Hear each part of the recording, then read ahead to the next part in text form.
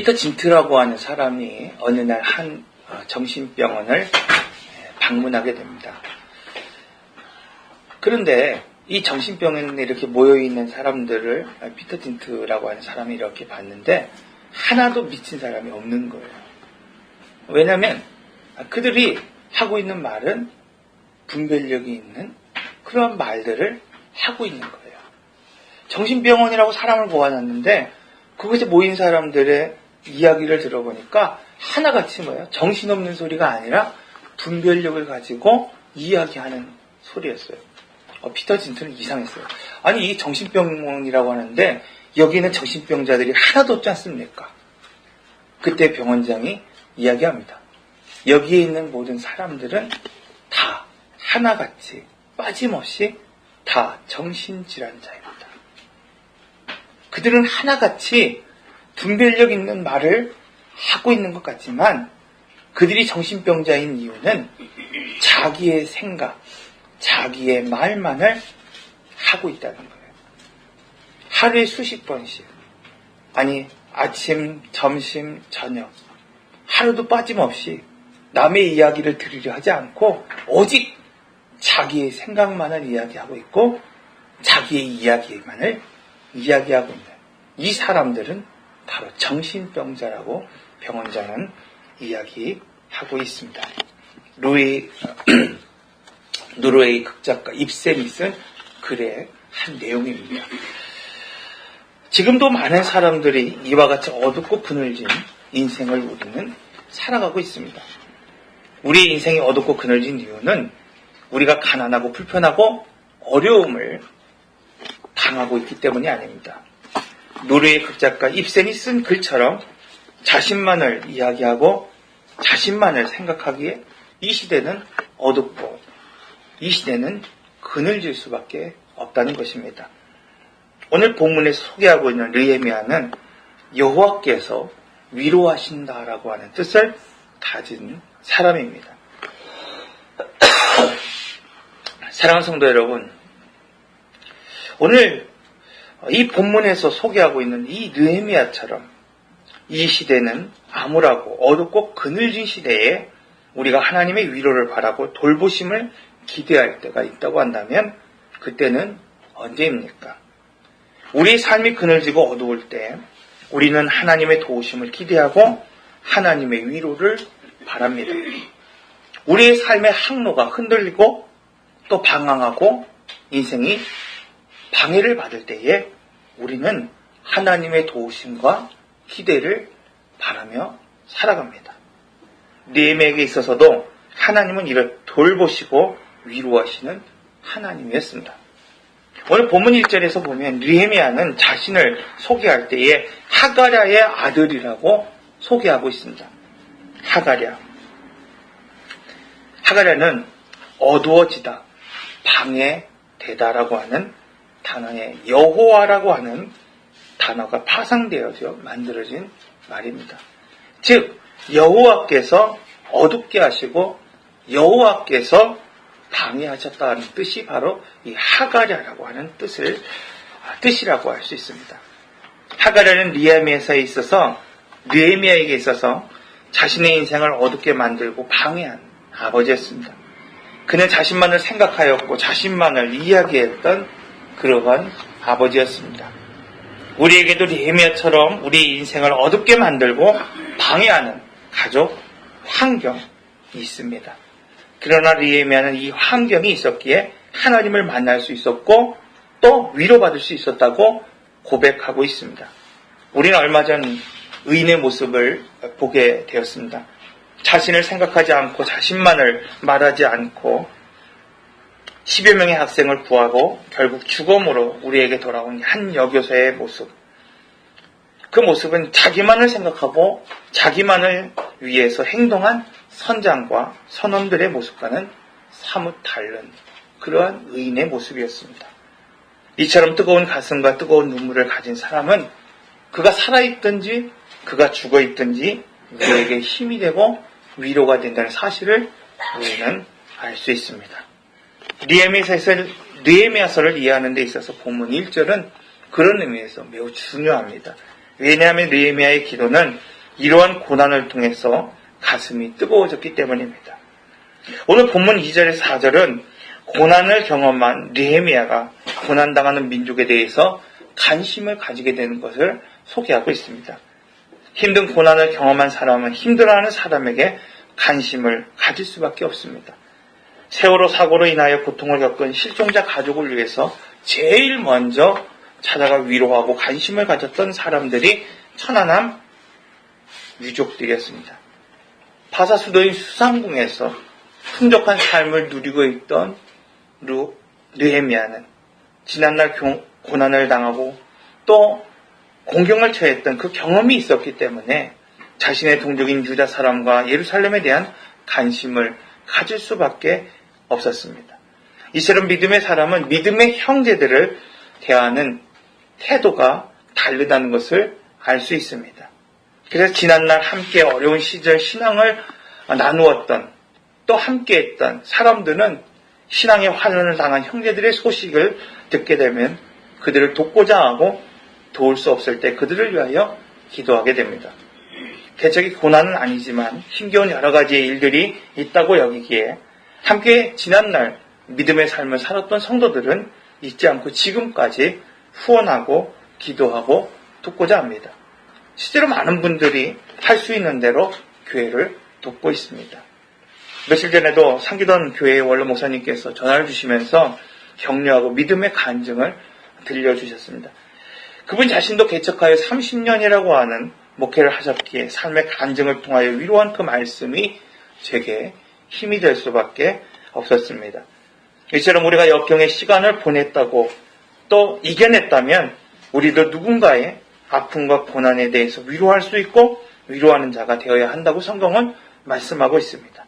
지난날 한국 교회가 선교사들로 인하여서 하나님을 알게 되고 신앙의 공동체로서 지금 우리가 서 있다고 한다면 우리도 선교사가 되어 하나님을 알지 못하는 사람들을 찾아가 위로할 수 있어야 합니다. 그런데 한국 교회가 이 사명을 잊어버리고 또 잃어버리고 있습니다. 교회는 그 어느 때보다도 대형화되고 있지만 교회는 그 어느 때보다도 어둡고 그늘져 있습니다. 교회를 사랑하고 헌신했던 수많은 사람들로 인하여 교회가 지금처럼 성장하고 자랐지만 지역과 이웃을 선교하고 약한 교회를 나누는 돌보는 그 일에는 관심을 가지지 못하고 있습니다. 오직 내 교회만을 생각하고 내 교회만을 말하고 있습니다. 내 교회가 가장 커야 하고 내 교회가 더 많은 사람들이 모여야 한다는 오직 나만을 생각하는 어둡고 그늘진 모습만을 보이고 말았습니다.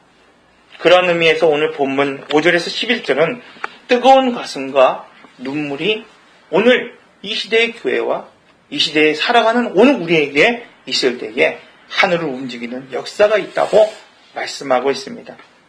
여러분 오늘 본문에서 말하고 있는 이 느헤미야가 성벽을 재건하는 것 400년 동안 무너져 있던 이 성벽이 단 52일 만에 재건됐다고 성경은 기록하고 있습니다. 여러분 400년이라고 하는 140년이라고 하는 이 시간은 다시는 재건될 수 없는 절망의 상태를 말하고 있습니다.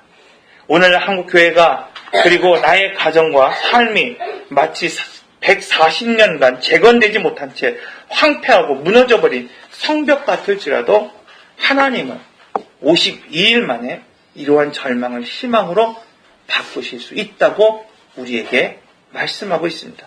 그렇다고 한다면 이 절망과 어두움을 희망으로 바꾸는 능력은 무엇입니까? 여러분의 자녀의 미래가 지금 불안합니까? 내 가정의 모습이 지금 암울합니까? 내 기업이 나아갈 길을 찾지 못하고 있습니까? 이때 우리는 어떻게 희망을 노래하고 찾을 수 있습니까?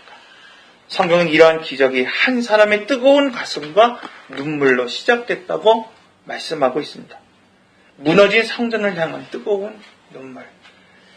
여러분 지금 무너진 환경을 향한 뜨거운 눈물이 흐르고 있습니까? 내 교회를 향한 뜨거운 눈물이, 내 가족과 내 기업을 향한 뜨거운 가슴과 눈물이 있을 때에 140년의 절망이 희망으로 바뀔 수 있다고 성경은 분명하게 말하고 있습니다. 오늘 본문은 이러한 뜨거운 눈물에 대해서 말씀하고 있습니다. 느헤미야가 흘렸던 눈물은 단순히 그들의 환경을 동정하는 눈물이 아니었음을 보여주고 있습니다. 사실 사람을 동정하고 어려움에 처한 사람을 볼 때에 눈물 흘리는 것은 그리 어려운 일은 아닐 것입니다. 그래서 저는 의료 다큐멘터리를 잘 보지 못합니다.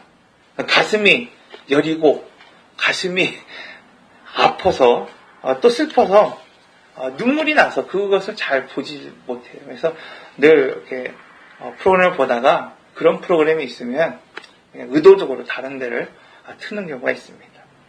느헤미야가 흘렸던 눈물, 여러분 그 눈물이 단순히 동정하는 눈물이었겠습니까? 단순히 나는 왕의 총애를 입었고 바사라고 하는 그 나라에 이 수상궁에서 편안하게 내가 살고 있는데 나의 동족은 어려움에 처해 있고 나의 가족은 문제가 있기 때문에 그것을 동정하는 그러한 눈물이었겠습니까? 느헤미야가 흘렸던 뜨거운 눈물은 바로 약속의 땅 예루살렘이 무너지고 황폐한 그 이유가, 내 가정이 무너진 이유가, 내 교회가 무너진 이유가, 이 나라의 교회가 무너진 이유가 그 환경 때문이 아니라 바로 자기 자신과 자신의 부모의 이 범죄 때문인 것을 깨닫게 되었기 때문입니다. 여러분, 이것이 중요합니다. 여러분, 여러분의 가정이 회복되기 원하십니까? 여러분의 기업이 세워지기 원하십니까? 섬기는 교회가 건축되기 원하십니까? 내 자녀가 하나님 말씀 안에 온전히 세워지기를 원합니까? 나 한 사람, 그 뜨거운 회개가, 나 한 사람, 그 뜨거운 가슴, 구원과 회복은 바로 이것으로 시작된다고 오늘 본문은 우리에게 말씀하고 있습니다. 환경 탓, 남의 탓 하면 어떠한 기적도 오늘 우리 삶의 현장에서 나타날 수 없습니다. 우리가 죄를 고백할 때 어떻게 되었습니까? 2000년 동안 해결할 수 없는 문제가 예수 그리스도를 통해서 단번에 해결됐다고 성경은 분명하게 말씀하고 있습니다. 그 어떤 노력도 그 어떤 행동도 우리의 죄를 끊을 수 없을 때에 단 한 사람의 뜨거운 가슴이, 단 한 사람의 뜨거운 눈물이, 그 하나님의 뜨겁고 간절했던 눈물과 마음이 우리가 죄를 고백할 때에 우리의 죄를 용서해 주시고 구원해 주셨다고 성경은 분명하게 말씀하고 있습니다. 오늘 하나님은 분명하게 우리에게 말씀하고 있습니다. 우리 같이 한번 느헤미야 1장 9절을 한번 읽도록 하겠습니다.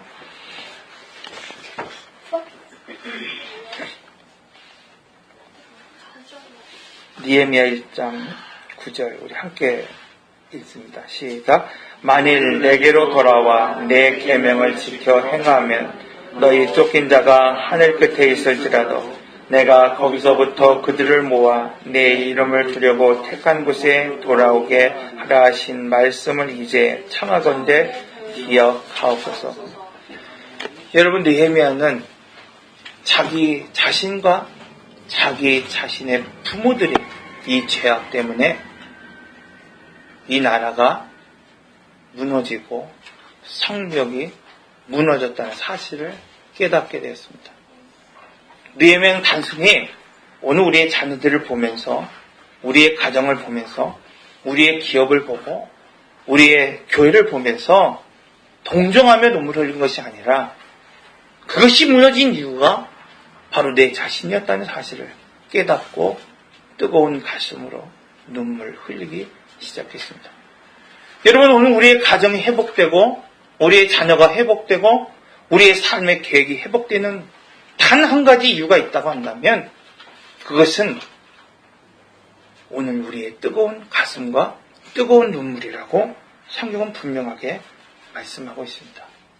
그리고 오늘 느헤미야 1장 9절을 통해서 만일 우리가 주님께 돌아와 그 계명을 지키고 행하면 우리가 쫓긴 자로부터 하늘 끝에 있을지라도 하나님께서 거기서부터 우리를 모아 내게 이름을 두려고, 나를 세우려고, 나에게 복을 주려고 택한 그곳으로 돌아오게 하시겠다고 약속하고 있다는 것입니다.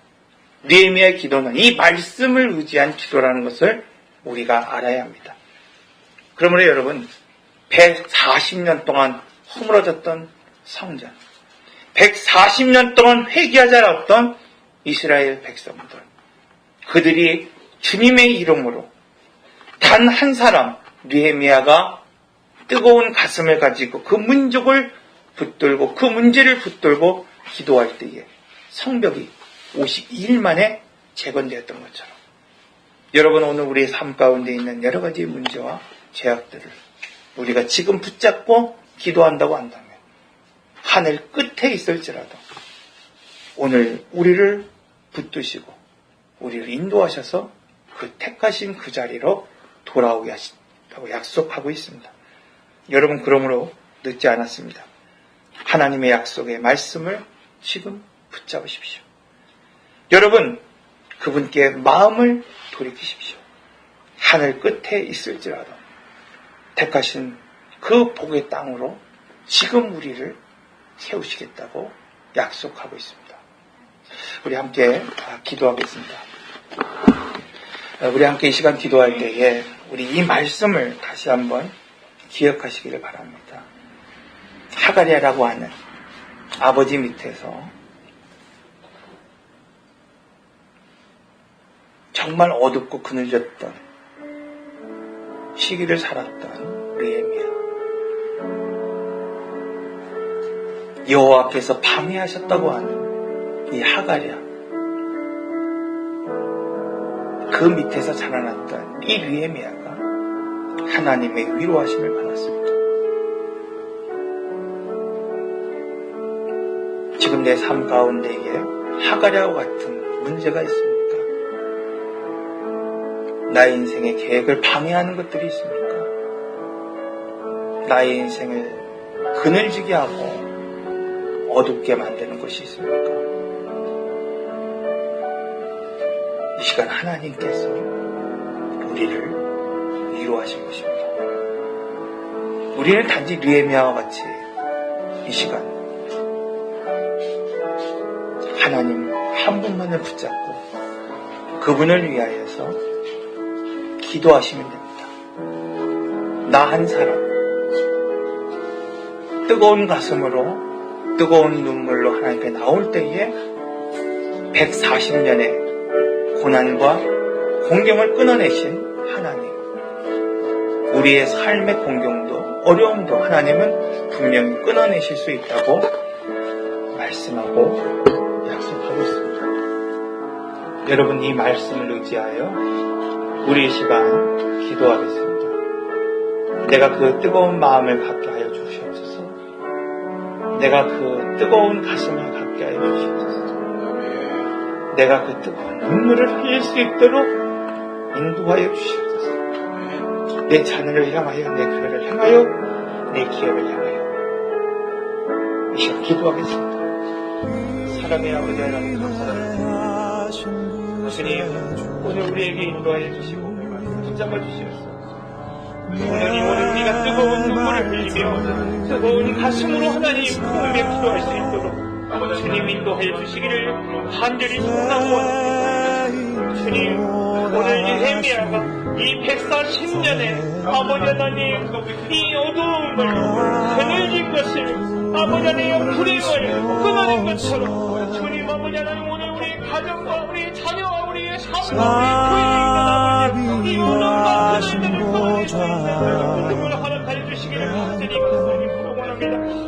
느헤미야가 아버지님이 자신의 죄와 자신의 이 부모의 죄를 위하여 하나님 뜨거운 마음으로 아버지 회개하며 기도하는 것처럼 아버지 우리가 우리 자녀를 위하여 기도하게 하시고 아버지 성도의 마음 우리가 교회를 위하여 기도하게 하시고 백성된 마음을 우리가 기도하는 시간 될 수 있도록 주님 인도하여 주시옵기를 간절히 주님 우리가 말씀을 들을 때 뜨거워지게 해주시옵소서. 느헤미야가 아버지의 말씀을 듣고 이 세상의 소식을 듣고 이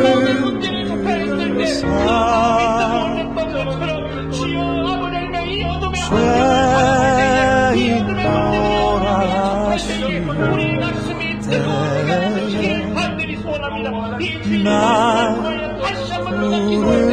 부르소서.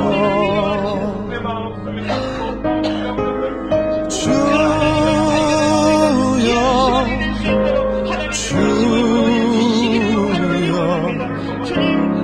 내 말 들으사.